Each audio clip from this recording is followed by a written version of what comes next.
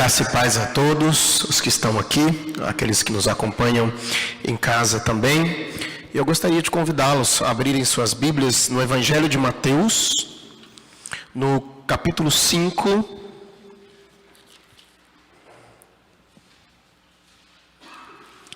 Nós leremos do versículo 21 até o versículo 26. A palavra de Deus diz assim: vocês ouviram o que foi dito aos seus antepassados: não matarás, e quem matar estará sujeito a julgamento. Mas eu lhes digo que qualquer um que se irar contra o seu irmão estará sujeito a julgamento. Também, qualquer um que disser a seu irmão racá será levado ao tribunal, e qualquer que disser louco corre o risco de ir para o fogo do inferno.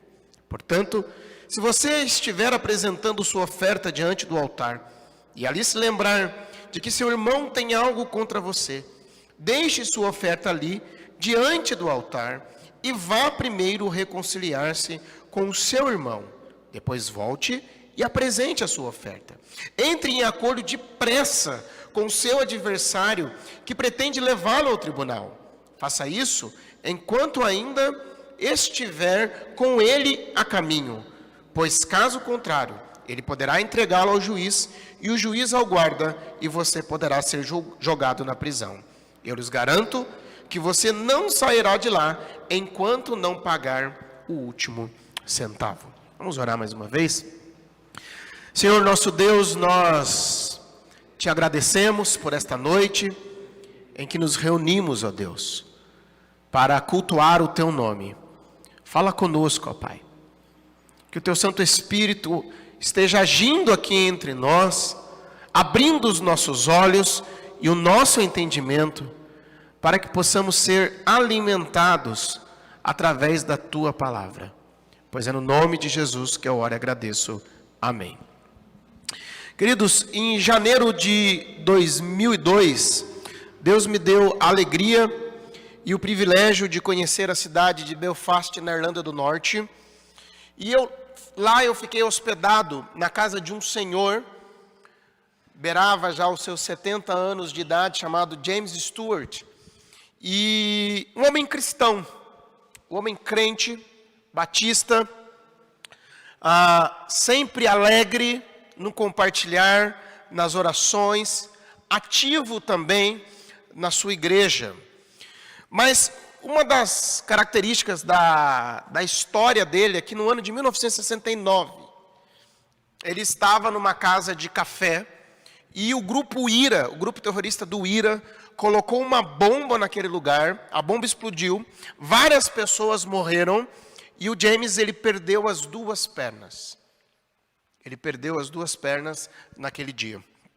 E eu fiquei hospedado na casa dele durante uma semana. Eu sou amigo do filho dele, Paul, e nós saímos para conhecer alguns pontos de Belfast, e nós vimos, ele me levou em alguns pontos onde haviam ataques terroristas, né? Vários grupos terroristas atacaram. Inclusive, naquela semana, eu lembro que eu liguei para minha mãe e falei: mãe, eu estou indo para a Irlanda do Norte, Belfast. Ela falou: Davi, eu acabei de ver na televisão que teve um ataque. Eu fui naquela rua, vi o ataque que teve naquela rua, não o ataque em si, né? As consequências, né, do ataque. E nós andando ali, passamos por tanque de guerra. A cidade ainda, não sei nos dias de hoje, já tem quase 20 anos isso, mas a cidade tinha tanque de guerra em vários pontos da cidade. E o Paul, no caminho, ele me disse o seguinte, né, eu perguntando sobre o pai dele, né, a situação, ele falou assim: olha, em toda a minha vida, eu nunca vi o meu pai reclamar de nada. Ele realmente perdoou aqueles homens. Tanto que, depois ele me contando, ele tinha se encontrado com os terroristas que tinham colocado a bomba lá naquele lugar, e realmente era um homem que tinha perdoado aqueles homens, aqueles terroristas, mas era um homem cristão, um homem de um testemunho muito forte. Nós estamos estudando sobre a ética do reino, uma série no Sermão do Monte.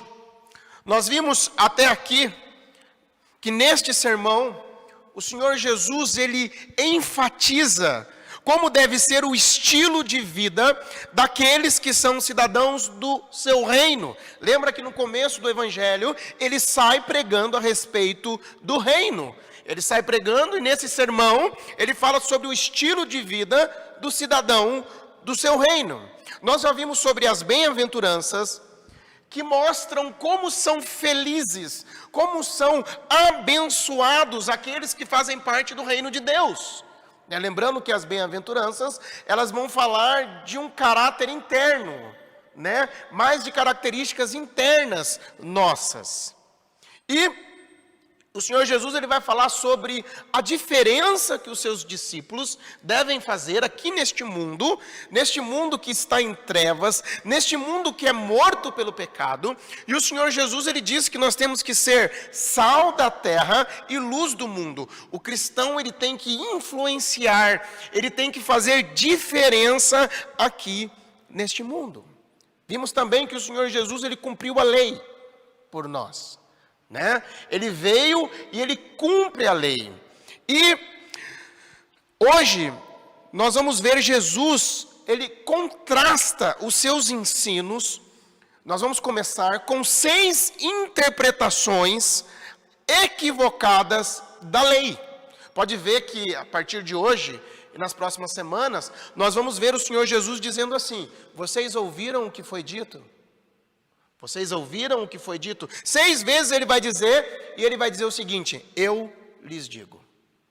Vocês ouviram o que foi dito? Eu lhes digo. A princípio, parece que Jesus está indo contra os ensinamentos do Antigo Testamento, mas não é isso o que está acontecendo aqui. A questão é a seguinte: os fariseus e os doutores da lei, eles consideravam que certas tradições tinham a mesma autoridade que as Escrituras. Isso é comum acontecer entre nós às vezes, É comum às vezes nós acharmos que se eu não tiver determinada questão na minha vida junto com as Escrituras, parece que a gente coloca o mesmo peso, Para os mais antigos aí, vão lembrar da época, por exemplo, ai da mulher que cortasse o cabelo, Eu creio que muita gente já passou, essa questão, ai do homem que tem barba. São tradições que são adicionadas e que muitas pessoas colocam nelas o mesmo peso das Escrituras.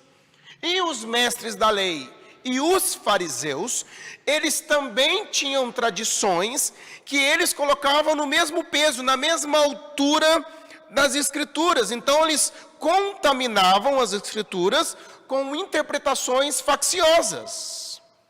E eles defendiam isso fortemente. E Jesus, aqui ele tem 2 interesses: derrubar tradições incorretas,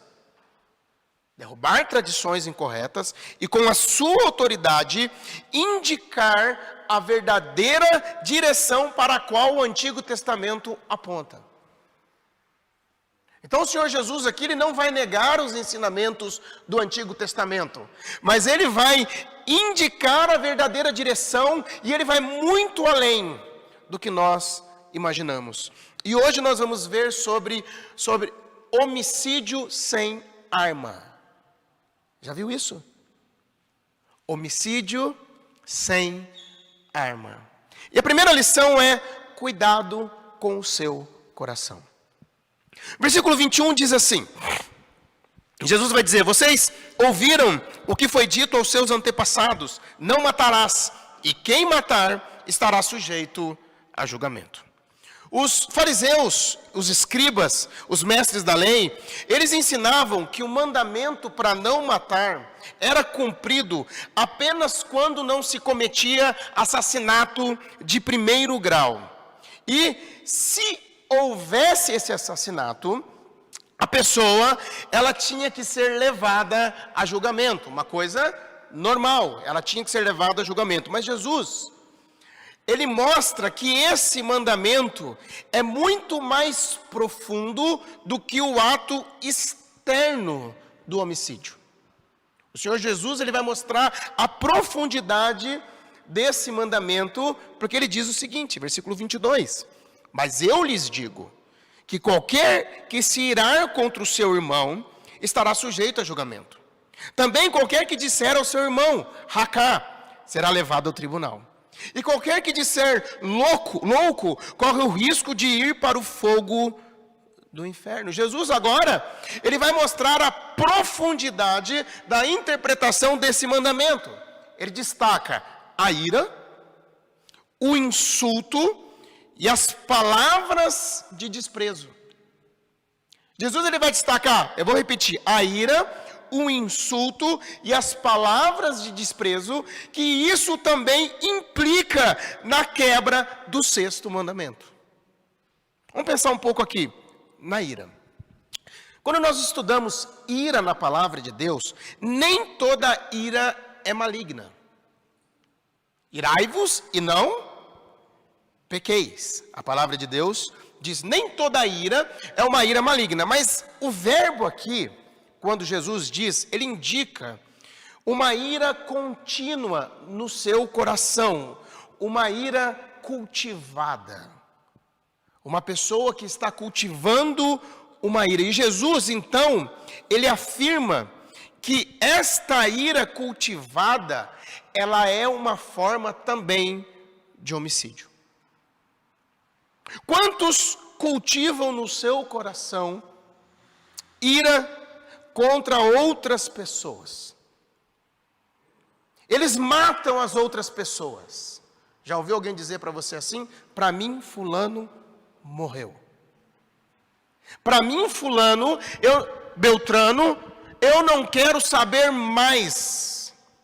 A pessoa, ela está matando a outra pessoa, ela não deseja ter mais relacionamento, amizade ou qualquer tipo de contato. E Jesus, ele diz que qualquer um que cultivar ira contra o seu irmão, também está sujeito a julgamento. Mas ele fala do insulto. Jesus, ele vai além. Porque qualquer um que disser ao seu irmão, racá, ou seja, insultar o seu irmão, esse será levado ao tribunal.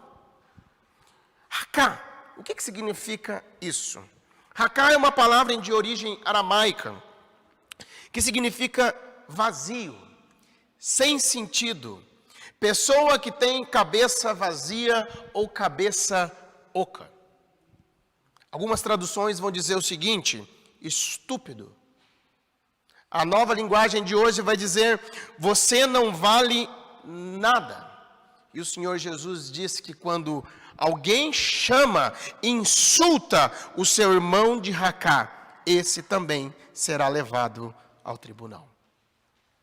Mas ele continua. Palavras de desprezo, Jesus dá mais um passo agora, porque ele vai dizer, qualquer que disser louco, corre o risco de ir para o fogo do inferno. Reparem que todas essas 3 situações, aqui, a ira, ela é no coração, o insulto e o desprezo são nas palavras. Elas estão sujeitas ao julgamento, ao tribunal e ao fogo do inferno. Gostei muito do que eu li num comentário bíblico que diz o seguinte: a ira persistente é má. Piores ainda são as palavras de desprezo, mas o pior de tudo é a malícia que destrói o nome do próximo. O homem que é escravo de sua ira e se dirige ao próximo com palavras de desprezo, destruindo o seu nome, pode nunca ter assassinado alguém, mas em seu coração é um assassino. Todas estas ações são quebras do 6º mandamento, não matarás, e também torna a pessoa culpada.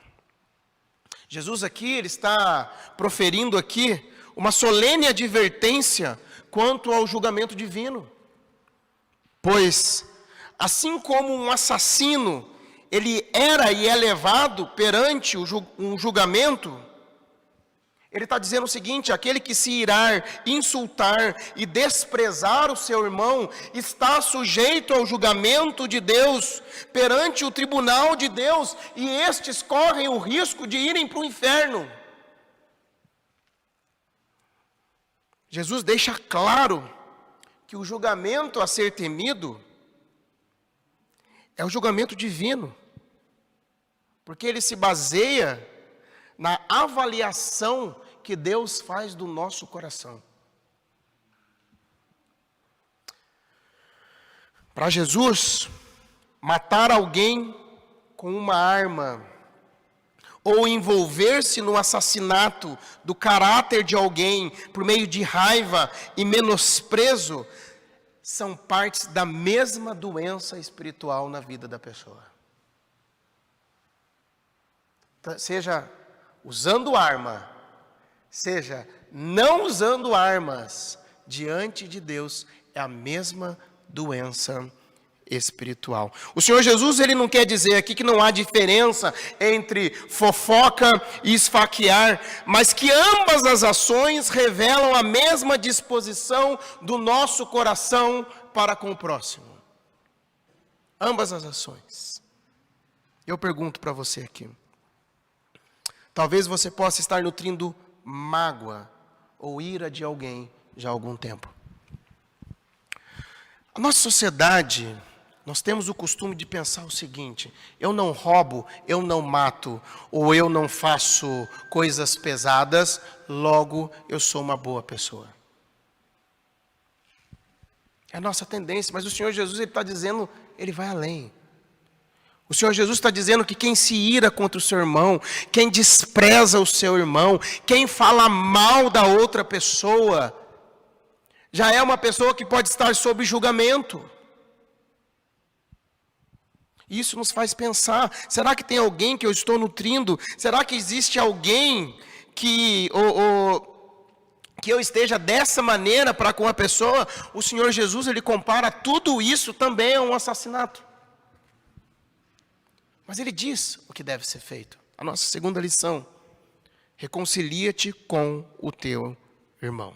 A partir do versículo 23 diz assim: portanto, se você estiver apresentando sua oferta diante do altar e ali se lembrar de que seu irmão tem algo contra você, deixe sua oferta ali diante do altar e vá primeiro reconciliar-se com seu irmão. Depois volte e apresente sua oferta. Entre em acordo depressa com o seu adversário, que pretende levá-lo ao tribunal. Faça isso enquanto ainda estiver com ele a caminho, pois caso contrário, ele poderá entregá-lo ao juiz, e o juiz ao guarda, e você poderá ser jogado na prisão. Eu lhes garanto que você não sairá de lá enquanto não pagar o último centavo. Jesus agora, ele vai enfatizar a necessidade da urgência da reconciliação com duas ilustrações. A primeira, de uma pessoa que vai ao templo para adoração através de um sacrifício no altar, né? Lembra que Jesus aqui está enfatizando quando as pessoas elas iam até o templo. Quando elas iam no templo, elas ofertavam um animal que era sacrificado em adoração a Deus. Então Jesus está dizendo, a oferta aqui não é chegar aqui na igreja e entregar o meu dízimo, minha oferta no gasofilácio. Não é isso. Porque a gente lê rápido, né? Se pois ao trazer ao altar a tua oferta. Não, era a pessoa que ia cultuar a Deus. E Jesus está dizendo o quê? Se essa pessoa que vai cultuar, chegando lá, ela lembra de que alguém tem algo contra ela, o que ela tem que fazer? Ela deixa perante o altar a sua oferta, vai, reconcilia com a pessoa, ela volta e faz então a sua oferta. Nos dias de hoje, seria mais ou menos algo assim. Aquela pessoa que vai ao culto para oferecer um culto a Deus, onde ela canta, louva, ouve a palavra, participa da ceia, mas ela lembra que alguém tem algo contra ela. Então o que ela faz? Ela deve se acertar com essa pessoa, e então cultuar a Deus. Dr. Martin Lloyd Jones, ele diz o seguinte a respeito desse texto. Ele fala o seguinte: há um perigo de fazermos certos sacrifícios cerimoniais na tentativa de encobrir alguma falha moral. Como naquela época o culto era um sacrifício que se levava, o culto hoje continua sendo um sacrifício. Então o que ele está dizendo? Há um perigo em fazermos certos sacrifícios cerimoniais na tentativa de encobrir alguma falha moral. Os fariseus eram muito hábeis nessa manobra. Frequentavam o templo com regularidade. Porém, o tempo todo julgavam e condenavam o próximo com desprezo. Mas evitavam qualquer despertamento da própria consciência pensando, afinal de contas, estou adorando a Deus, estou oferecendo minha oferta sobre o altar. Eu creio que isso, nos dias de hoje, funciona assim. Pessoas que têm pendências que precisam ser acertadas, mas elas justificam no altar de Deus dizendo: Senhor, eu estou aqui de coração. O que importa é que a minha adoração é feita de coração, mas não toca na minha ferida. Eu estou aqui te adorando, e nós tentamos justificar, e de certa forma, tentamos comprar a Deus com a nossa adoração. Eu estou querendo comprar a Deus, quando eu digo: Senhor, eu estou aqui, mas eu tenho pendências a serem acertadas. Nossa, que Deus mau? Não, que Deus de amor. Porque se os meus filhos brigarem um com o outro, eu vou fazer os dois se acertarem, como o pai que ama os dois. Eu não quero esse Deus. Que Deus que você quer? Um Deus conforme você monta, você cria?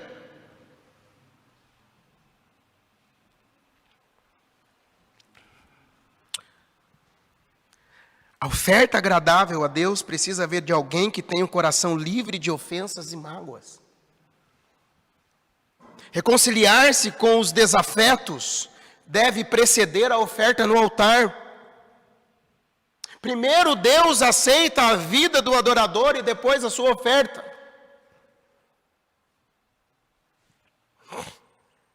E Jesus então, ele usa aqui uma segunda ilustração agora de um tribunal. Ele enfatiza para que a situação seja resolvida com pressa. Ele vai falar, olha, com pressa. Versículo 23, 25. Entre em acordo depressa com seu adversário, que pretende levá-lo ao tribunal. No mundo antigo, os devedores eles podiam ser presos até que a dívida fosse paga. Então Jesus, ele usa uma ilustração daquela época, de um devedor que é levado ao tribunal, depois ele é preso e vai ficar ali até pagar o último centavo, para enfatizar a necessidade de nos acertarmos o mais rápido possível. É como se Jesus estivesse dizendo o seguinte: a questão é tão urgente e desesperadora quanto a isso. O que ele acabou de dizer. Nós devemos fazer isso enquanto estamos no caminho, enquanto nós estamos em vida, enquanto nós estamos aqui. Nós precisamos nos reconciliar com os nossos irmãos, com aquelas pessoas que o relacionamento está travado, e isso tem que ser em vida.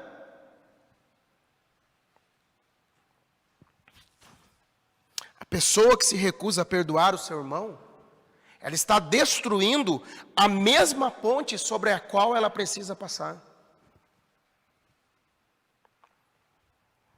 Queridos, culto é momento de bênção, momento de entrega, um momento de recebermos alimento espiritual. Mas estar aqui também nos faz avaliar como nós estamos vivendo como cidadãos do reino de Deus. Como que nós estamos vivendo? Nos faz pensar se existe alguém com quem eu preciso me acertar. Não tente comprar a Deus com a sua adoração. Mas vai depressa. Me faz pensar o quão depressa eu tenho que fazer isso e sem desculpas.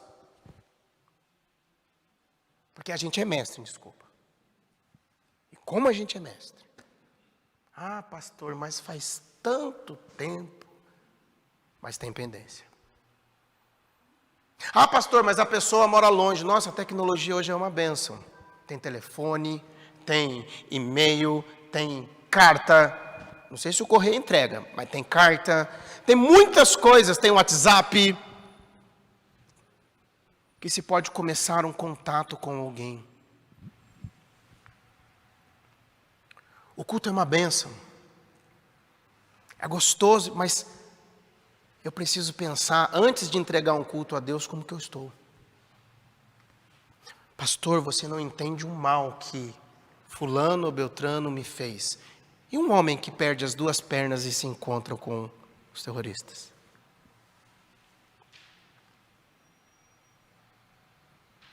Conheço casos de meninas que foram abusadas, que se encontraram com o abusador.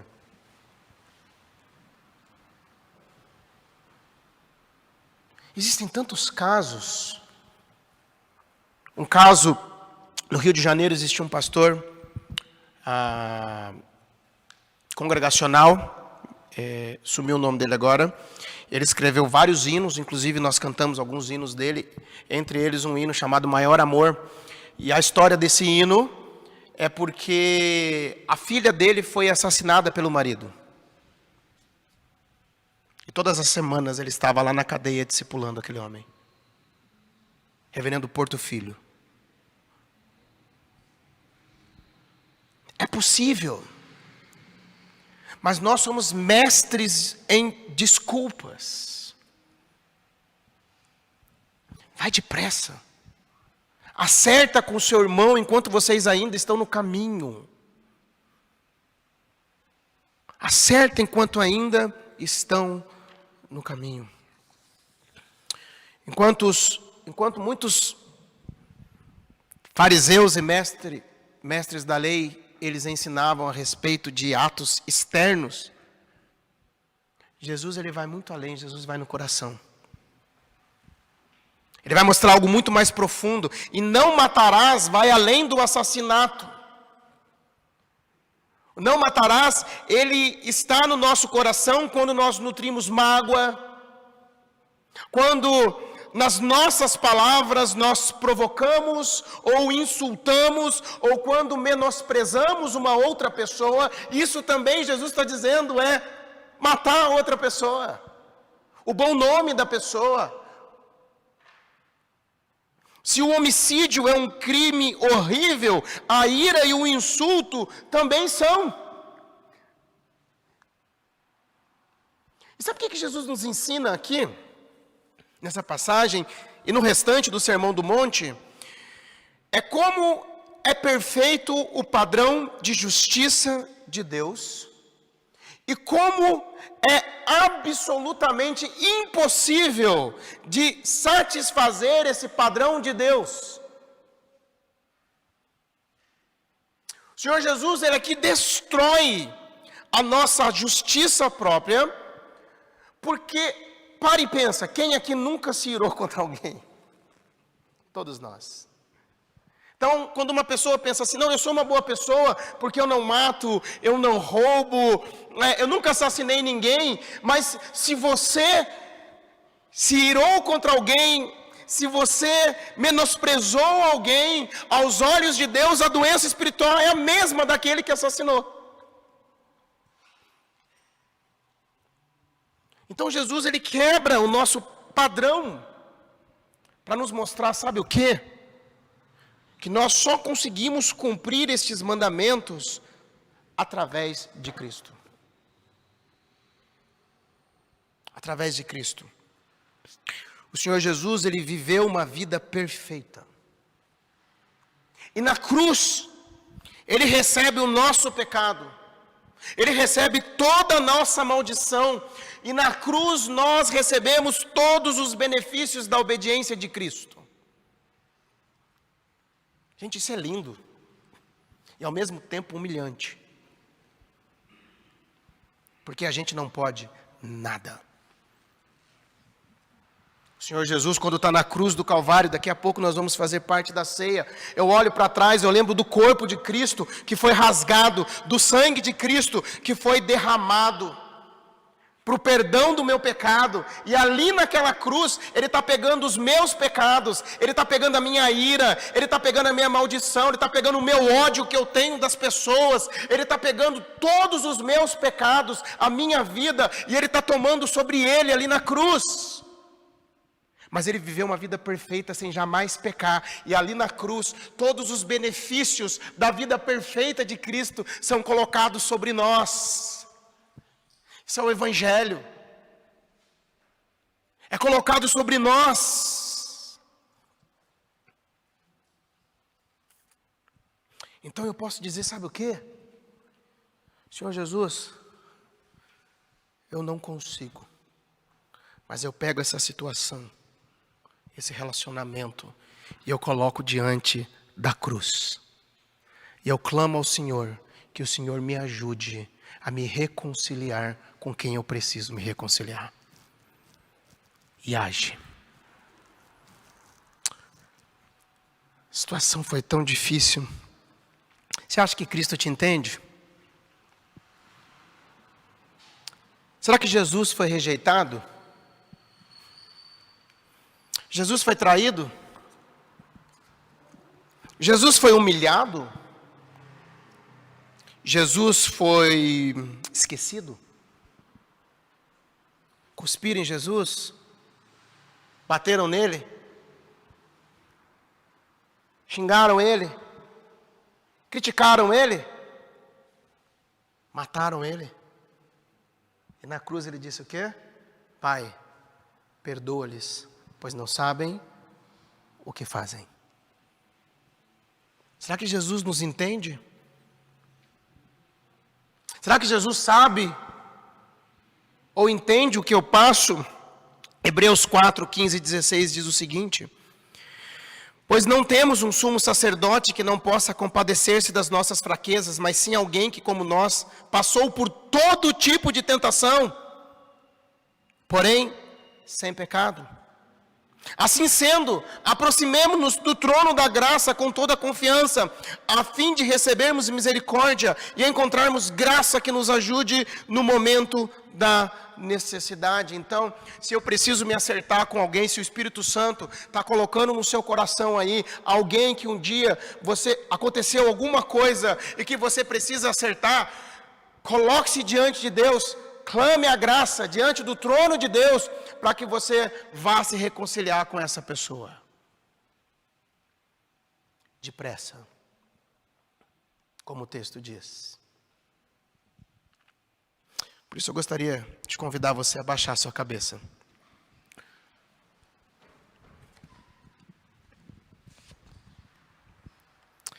Que você se coloque diante de Deus.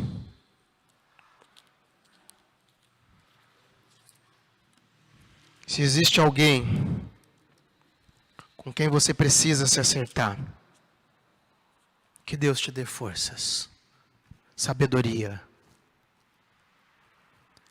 em se acertar.